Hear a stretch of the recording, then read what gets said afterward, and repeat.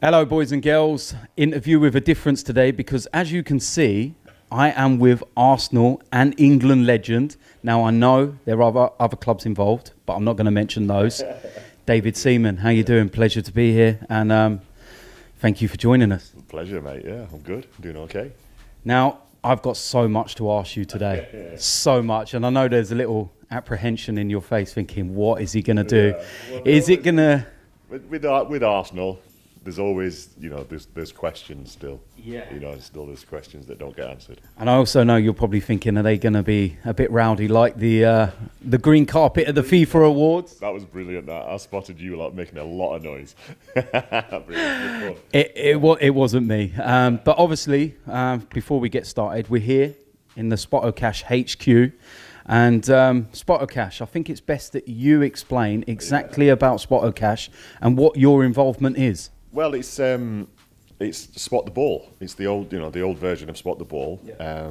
It's now digitally, available online actually. And what you do is you go in, look at the photo, and then you put your cross where you think the ball is. And then every Monday I come in and I look at the photo again, and then I think, right, the ball should be bosh there. And then wherever I put my cross, whoever's closest or on the cross wins 10 grand every Monday morning. That easy? That easy, yeah. Just go online. Just go on Spotocash, have a look, and yeah, it's a fun game because it's based on Spot the Ball. And I remember my dad, my granddad, doing it, even like helping my dad and, put the cross in there and then pestering him every day. Have we won anything? Have we won anything? And you never did. But with this is a guaranteed 10 grand every Monday morning. Wow, so any chance of a little, David's going to come in on a Monday and say, do you know what? I know how to stop them lot on the green carpet next year, and so they'd be nice to me. Let's send a little 10 grand. Now, also there's some runner-up prizes of £100 as well. Is that right? Yeah, I think there's 10 runner-up prizes of who's closest as well. Apart from the winner, which is great. And it's a lot of money, but it's also good fun as well. When you look at the photos, it's not like, oh, it's so obvious it's there. We get rulers out and everything, and we're moving our cursors and talking about it, and it's very professional. Also, to everyone out there, we're going to give you lot a little incentive, and you play this week, get yourself involved. You are automatically in the draw. Wait for it. Wow. A retro goalkeeper shirt signed by the man himself. Now, when I think of retro and David Seaman, I think of bright colours, porno tash, and ponytails. Yeah, true. Yeah, there was a few kits. Yeah, never mind the tash and ponytails. And that little word you said just before, like I didn't notice. Yeah, now, was it the England kit? Yeah. There was one that was loads and loads of different colours, and I swear they made them in about XXL. They were massive, and I've got some at home, and when I get them out, and they go like, "You weren't that big then, were you?" They probably don't fit you now, and you're nowhere near as fit as you were when you was in your playing days. Not saying that you're unfit or anything else, but yeah, but like now, when you do look, like when I get them out of the boxes and stuff and look at them, and they're not exactly a tailored fit. They're just like straight up and down. Like the kits now are like body hugging shirts. What do you make of that? Do you like the kits from where you got a bit of room to move, or? Yeah, I like them. I don't like them tight. I know why they make them tight. It's supposedly stops the guys grabbing hold of them, but they do anyway. But yeah, I quite like a loose kit, but. Whether it was an England kit or an Arsenal kit, I just wanted that badge on my chest. Do you know what? Now this takes us very nicely into what I'm going to start asking you now. I've been sitting there when I knew that I was going to do this interview for a while and thinking, what do you ask David Seaman? 13 years at Arsenal, and like I said, there are other clubs, but we're going to concentrate on Arsenal. Now, the AGM last week. Have you had a chance to see that, or the comments and what actually went on? I've not. I've heard little stories. I know that there was a lot of angry people.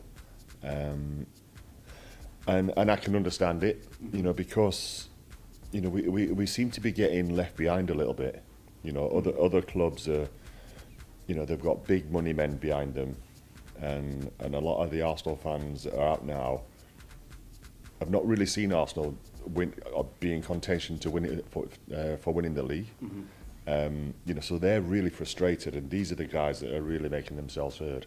You know, so I can understand it a little bit, but you know, we were like a leading club. We were up there, miles ahead of everybody, and then slowly the other clubs have caught us up, and some have gone past us, and it's frustrating. You know, when you hear other clubs spending loads of money, and we keep being run as a, you know, as a great business. You know, there's no doubt in that, but you know, we're not paying the top money, we're not paying the top wages, so that leads to not getting the best players. Well, because when you were playing, you went into a season thinking to yourself, we're going to win the league. We are in contention. Yeah. I look at this team now and I think, have they got the mindset of, we're going to get top four? We could get, you know, there's no real hunger to say, we're going to go and win that league this year. I'm sure that they want to win the league. Are they capable of it? I don't know. You know, they've all got to play their best ever football for us to be in with a good chance of winning the league. You know, and I think last season could be a good thing. You know, the fact that we didn't qualify for Champions League, because it shows that you can't become complacent. You know, you've got to work hard, and play really well. You know, because we're out of that Champions League now. You know, but hopefully that's restarted the hunger to get back into it. You know, like you said though, but you know, when I was playing, you know, we every season we were expecting to win the league, and you know, like it was so weird. You know, that if we came fourth, it was a bad season. You know, but that was still Champions League. I remember when we finished second, it was a bad season behind Manchester United and all the battles that went on there. And the fact that it really feels like there's such a divide between people in charge at Arsenal to the fans in comparison to, say, when you were playing. It felt like you guys knew, whereas I feel that some people on the board and even some players don't really understand the fans anymore. And I don't know whether that's, you know, player-wise, the modern game, and they're so detached. I see a lot of players now, the new ones, and it seems like they've always got reps around them, and you can't get near them, and someone's saying... That's the way it is now. You know, that won't change. You know, it's the same at other clubs. It's the same at Chelsea, who win the Premier League. It's the same at Man City, who, you know, are really strong. Man United. You know, that's the way it is now. But you know, I can understand the fans being frustrated because, you know, they keep hearing about the club being, you know, a really good business and making a profit every year, but we're not seeing any results on the pitch. You know, and that's what the fans want. They're not bothered about how many million Arsenal earn every year. All they want is they want to see a trophy. I can say that I actually do not care what they do with their sponsorships. It's about what goes on the pitch. Although saying that, I wouldn't mind JVC back on the front and the Adidas. Those were the good days, you know. But to hear Ivan Gazidis say that we're overachieving, you know, that as a fan, that I just sat there and I thought, you know, you know what questions are being asked before you answer them. Did someone not sit there and look at that and say, Ivan, don't say that, come on. If he's saying we're overachieving, what are the goals? Exactly, that's what we're saying. Now, you will know Ian Wright better than any of us, and you know that Wrighty's very outspoken, shall we say. Righty's right. And yeah, Wrighty is righty, and he's come out this week on Twitter and, you know, we all know his feelings about Stan Kroenke, and he said what he's had to say. Paul Merson, another person you will know well, he's come out and spoke on Soccer Saturday this weekend and said his thoughts on it. And I just don't know what direction Arsenal are going in right now. And I feel that the anger from the fans is justified right now. And Arsene Wenger, yes, he does get the brunt of it all because, you know, what's going on the pitch, we're not performing. It's not acceptable in my book as an Arsenal fan to be going to Liverpool and losing 4-0, to be going to Manchester United and losing 8-2, conceding all these stupid goals in the biggest games. And, you know, when you was playing and you had the likes of Tony Adams and Martin in front of you and stuff, would you ever conceivably go to Old Trafford and concede 8 goals? Well, no, we didn't. But you know, I think we conceded 6. I think it was at Highbury once. Was that when Lee Sharp scored a hat trick? Didn't he? He did, yeah. And what was funny about the way it wasn't funny, but it wasn't. It is now. Is that Sharpie was Lee Dixon was marking Sharpie most of the time, and obviously not very well. And Lee showed Sharpie inside, and he says, "Go on, hit it." And he smashed it. It went straight in the top corner. And Lee was like, "Oh, good shot." Wow! But even after that, yeah. So yeah. But back to what you said about going to Old Trafford and getting beat by that, going to Liverpool. The Liverpool, the result was bad. The performance was shocking. You know, the way that. You know, I've never seen Arsenal players give up like that, and not really. They look like they weren't bothered. You know? Now, obviously, I'm not going to put you on the spot in a certain sense over Wenger because you know the man personally and everything else. So I'm not expecting you. Personally, I've got so much respect for him. Yeah. Because of what he did when he came, what he did for a lot of the players. You know, how he taught us a new way to live, which then gave us extra years at Arsenal. Yeah, what I kind of want to know is that when you're talking about that Liverpool performance, does it look to you, as someone who's played the game, that some of those players just are not playing for him? No. I think once they get on the pitch, I think they all want to do well, or they want to do their best. What got me about that Liverpool game was that just how they gave up. You know, how quickly they gave up. Yeah. You know, even at 2 and 3, you know, it was like, come on, you know, there's still a chance, you know, but it was like just throwing the towel in. Yeah. You know, I don't put that down to Arsene. It's just that's players' attitude. Yeah. Do you think there's a lack of leaders in the club at the moment? It looks like that a little bit on the pitch, but you know, I think the game's changing. You don't get many leaders now on the pitch. You know, it's like more of a group. You know, and you know, when you look back at our time, you know, there were like Tony was the leader, you know, but there was a lot of other people that chirped in and were actually, you know, quite vocal on the pitch. You know, whether that's going on today, I don't know. You know, because you can't really tell. But I was there when, you know, I would say my bit. You know, or if we were like under pressure for 10 minutes. I'd shout to Tony, get Patrick to sit in front of us for 10 minutes. You know, just so that we just soaked that pressure up, dealt with that situation, then moved on.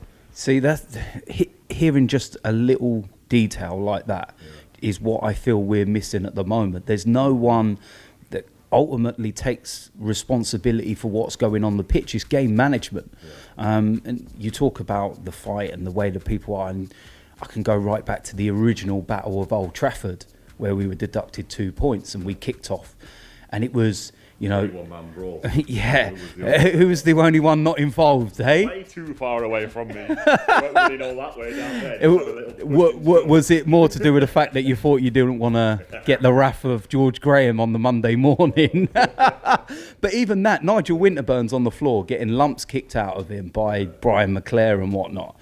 And you see Rocky and Mickey Thomas, Tony, and nah, you're not touching one of us. And I look at it now, and I think if it kind of kicked off, they would kind of all just stand back, and there would be not just the one that stands back not getting involved. There would be 20 odd standing back and not getting involved. It's hard to judge that, but I think they're still together. You know, I really do think that they're still together because the way that they play football is brilliant. You know, when it's on, we are really hard to beat. Yeah, like when we played Everton. Exactly. You know, and the passing game that we've got is brilliant. But it needs to be consistent. At the moment, it's up and down, up and down. You know, we've hit a patch now where we're ticking along nicely and getting and picking up results, which is a good sign. You know, because we're not playing brilliantly. No. You know, we're not like smashing teams like we used to, but it is in there. But we just need to get that consistency, and I am seeing that now. It's just starting to come. But you know, you're always like aware of or cautious of a Watford result.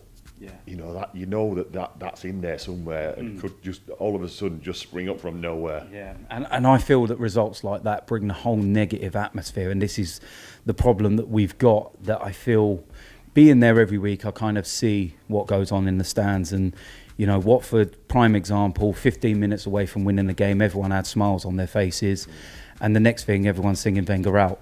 And that is how on edge everything is at the club at the moment. It is, and there's no getting away from that. You know, that's what it's been like. It's been like that for quite a while as well. Yeah.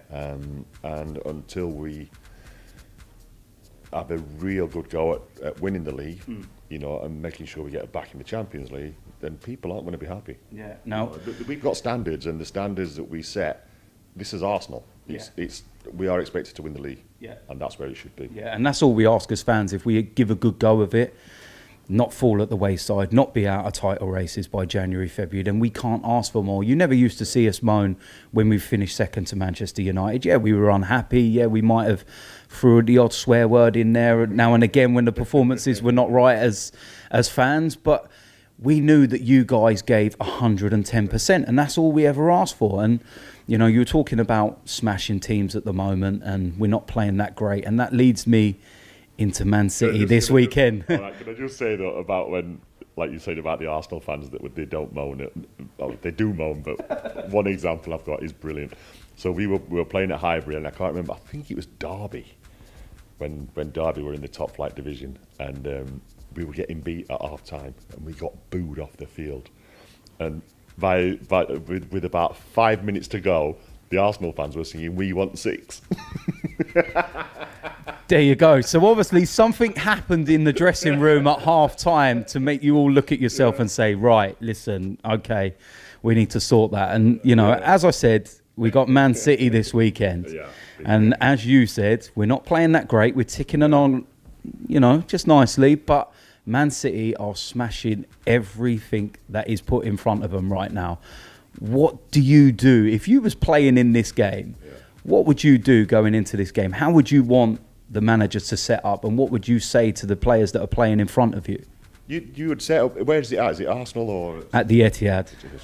So yeah, tough game. But you know, you go into these games like when we were going into games like this. It's a test, and you're going to have to bring your A game. Every player on the Arsenal team has got to bring their A game, because if they don't, City will find it out, and they'll find out the weak link, and then they'll punish you.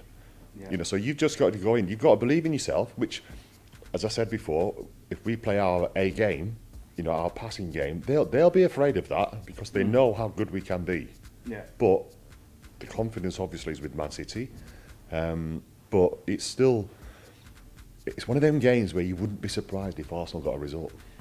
This is the thing. A lot of people have actually said this is the kind of game where you go, you know what, they could pull something out of the bag, and then, you know, they could be playing, for argument's sake, you know, Swansea, who we just beat at the weekend, but that could be next week, for example, and we could end up struggling and losing that kind of game. And this is where the consistency comes in, and why fans get so frustrated. But that's the way it is at the moment with Arsenal, because, you know, we've got some top quality players, you know, and if they go, then we are in trouble, I feel. But you know, that's a different conversation. We ain't got long enough to be talking about the Alexis and Ozil situations and the contracts, because it all leads into the AGM and everything that's going on, and why fans are so disillusioned. You've got two of your most expensive players, your two best players, running down their contracts, and right now as fans, we're sitting here and reading all that's going on in the press. One's meant to be going to Manchester City, one's meant to be going to Manchester United, and it brings up everything about Samir Nasri, Robin van Persie, and as fans, we don't deserve it. Yeah, we don't. And things like that, you know, where if that happens where Ozil and Sanchez go, we're going back to the times of when we were selling our best players. You know, it's not good enough. No. You know, we will struggle to get in that quality player. Yeah. You know, because of our transfer fee policies and because of our wage policies, you know, our wage structure, we will struggle to get in players of that quality. Well, you look, Mesut Ozil was 42 million. Alexis Sanchez was 32. You ain't going to get that calibre of player like that. So you're going to have to break the transfer record for the club. But they should do. You know, go and do it. Well, that's why we left Highbury, apparently. Yeah, you know, and the stadium's paid off. And like, when we go back to what we were saying, every year we're making a profit and this, that and the other. Let's see some improvements on the pitch. Okay, well, I've got a couple more questions for you. And what I did is last night I thought, you know what, I'm going to put a tweet out there to say that I'm going to be interviewing you. Yeah. And I wanted a few people to throw a few questions at me, and I picked a couple of them. There were a few in there that I can't get away with asking, and they did involve ponytails and tashes. And I thought, no, I'm not going to throw that one on David today. So I got a couple of questions here, and I picked what I feel are the best ones. And this one, for me, really stood out. And you cannot sit on the fence with this question, okay? Now, this is what they actually put in the tweet. They said, you cannot sit on the fence. And this comes from Graham B195. And he said, if you had your time again and could sign for one Arsenal manager, who would it be? George Graham or Arsene Wenger? Arsene Wenger. Why?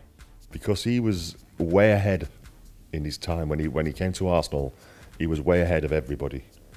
You know, George wasn't way ahead of many of their managers, but George got the best out of a squad that wasn't gifted with a load of talent. You know, we didn't have like great players. We had a group of good players that knew how to go and win a game. You know, and that's what George did. You know, but for me, you know, you say don't sit on the fence, and straight away it's Arsene. You know, just because of his science, you know, and his knowledge of the game, and what he brought, and what he added to what George had done. He added to that. That's a fair enough.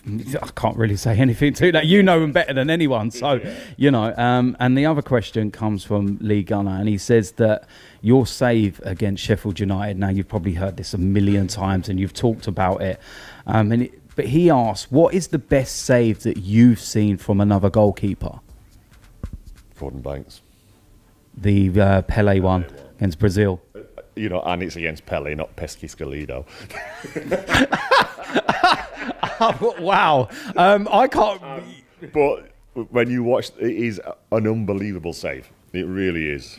Yeah, you know, when you see... You know, you don't see it much because of, you know, the way that TV was at that time, but... You know, you don't get different angles of it, but trust me, that was hell of a save. See, because the thing is that... Gordon Banks' one weren't bad either. You know, your save against Pesky Solido, that for me was not your best ever save at Arsenal. Now, is that... You're testing my memory now, though. Well, I will tell you what I feel was your best save. The reason being is that if Pesky Solido had struck the ball properly, that was in. Yeah. It was in. It was because he miskicked it. It gave you the chance. What you did after that was just unbelievable. And I was there at Old Trafford and remember standing there and thinking, what just happened? How? Yeah. But for me, the save that stood out was against Sampdoria. Yeah. And it was the penalty save against Atelier Lombardo. Now, struck the ball perfectly. You dive down low, and then you realise mid-dive that he's lifted the ball, and you manage to put this massive hand up to save that. Does that save, is that right up there with the Pesky Solido one? It is, but you know, when it's a penalty save, there's not a lot of technique required. If you know what I mean, you know, you're not moving around, and you've got like the shot that's coming. You know exactly when it's coming. You know, so a penalty save is, for me, is not as good as, you know. The Pesky Scalido save, I still say is the best one. But that one was different because, like you say, I'd gone low, and then I had to bring my top arm in, and it's weird because I did it again. when we played at Villa, and it was Gareth Barry did exactly the same save, but this time instead of the ball like going out, the ball just dropped right in front of me, and I remember Sol like coming up and screaming at me, going, "Yes!" You know, and we went on to win the. I think that's when we went on to win the double in 02. Wow. You know, but if you look at that, it's almost an identical save as the Lombardo one. See, just for me, that one, it was. Yeah, I don't know what it was, that game, because obviously we went 3-1 down. Yeah. We were out, and I remember Stefan Schwarz, wasn't it, that stepped up with a free kick, 3-2, and still people didn't realise that that was going to take the game into extra time because of the result in the first leg. So I just feel the whole, you know, everything behind it. Paul Merson missed the penalty to put us through, and he had obviously just come back from everything that he had been through, and it was just like it was destiny. It was just, you know, and then you think about the final when we played against Parma, and the strike force that we were playing then, Tino Espria and, you know, Thomas Brolin, and they were, all intents and purpose, they should have battered us that day. Yeah. And between yourselves and the defence and everything, they just couldn't get past us. And sometimes it's written, you know, and it's... And it was great for us because, was it Espria that was up front? Yeah. I hadn't got a clue about the offside trap. So Tony's there, and everyone's just like, "Hey, look, hands up!" And we must have caught him offside about 100 times, you know, because obviously we were really good at that. And if you watch the game, how many times he gets caught offside is unbelievable. See, now quickly, you're talking about penalties, and there's quite easy. Do you think you can help Petr Cech with penalties? I know. Well, I would gladly pass on my secret formula. You know, I don't know what it actually is. Now, people remind me that he has saved a penalty before, and it was in the Champions League final, which, yeah, you can't get bigger than that. But listen, he was playing for Chelsea, so I don't actually care. But every penalty he's faced at Arsenal, it seems like he doesn't even dive the right way. It's whether he's moving a little bit too early, I don't know. It's strange, you know, because he's not saved one yet, has he? No. Not one. In the Community Shield, he dived the right way for Morata's penalty. And we were not celebrating because Morata missed. We were celebrating because he dived the right way. It was... It is strange, yeah. But, you know, my formula was what it was. And even if most of the time I did go the right way, you know, it had to be a pretty, you know, I don't want to sound big-headed, but it had to be a decent penalty to beat me. You think of Gary McAllister in the Euros? Yeah, there's lots. Yeah, there's a few that apparently I'm still the only England goalkeeper to have won a penalty shootout. Wow, but you can't save a Lee Dixon back pass, can you? They're special. that really was that against Norwich. I think that wasn't it? Was it Coventry on the opening day of the season? Yeah. Wow, there we go. Because had a few good goals.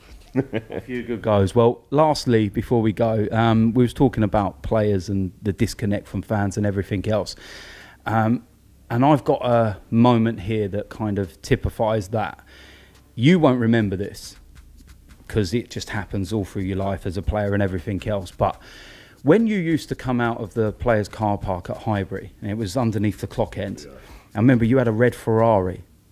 Was it red? What was it? TBR. Ah, I know it was a flashy motor. I was young then. I was young. It was very flashy, and I can remember Ian Wright emptying his boot bag in it a couple of times as well. He was renowned for that. But you came out of there, and I remember you shot down the road on the left-hand side towards where the North Bank was. And I used to position myself right down there where the chip shop was on the corner. And you used to always pull over, sign autographs and everything else. And that has stuck with me for the rest of my life from when I was a youngster. And I just feel that players now, that little 10 seconds might not mean anything to you because you won't remember it. It's just something that I do. You know, I've done it all the time. And for me, it stems from when I was a kid, when I was probably 10 years old. My junior school, we won a five-a-side competition.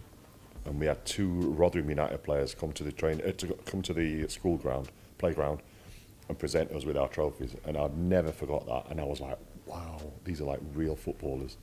Crazy. And the guys that, you know, so when you see guys wanting an autograph, if you say no, the guy that you say no to could be one of your biggest fans. He might have your pictures on his wall and all that sort of thing. You know, so you never know, and you don't really want to destroy that. Yeah.